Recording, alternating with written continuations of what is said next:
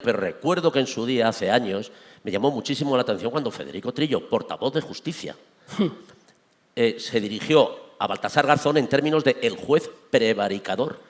Esto fue hace años. A mí, de Federico Trillo podíamos escribir un libro alguien en una taberna, y pero ubicarlo en algún capítulo de los tuyos también, de esa captación que te intentaron a ti hacer en el colegio, esos señores con gabardina que se acercaban y demás.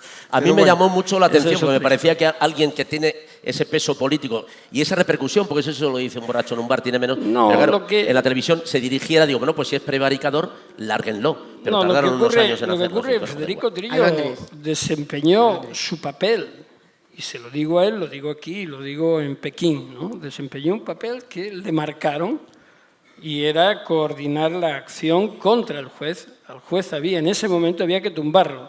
Lo que ocurre es que es verdad que se tumbó al juez, que hubo una sentencia después, que no tiene nada que ver, porque esa es otra de las manipulaciones. Es decir, lo que determina, los hechos que determinan la condena mía suceden después.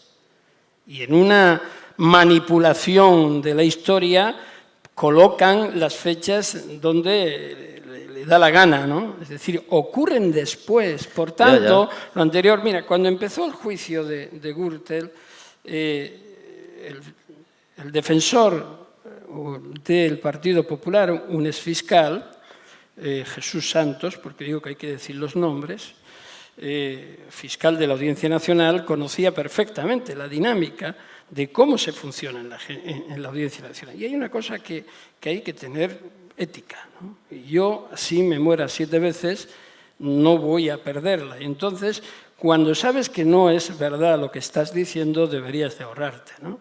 Y cuando se da por defensa la lectura de una sentencia contra una persona por unos hechos que ocurren después, en los que en ese momento el Partido Popular ni siquiera estaba imputado, ni lo estuvo nunca, sino como responsable a título lucrativo, uno se pregunta por qué, qué necesidad hay de esa sobreactuación.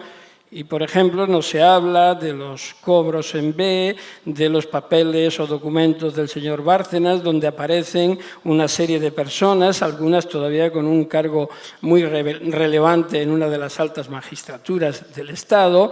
Es decir, siempre se segmenta según interesa. Y Federico Trillo pues, hizo el papel que le correspondía, era atacar al juez, era tratar de coordinar todas las acciones, y consiguió lo que perseguía previamente.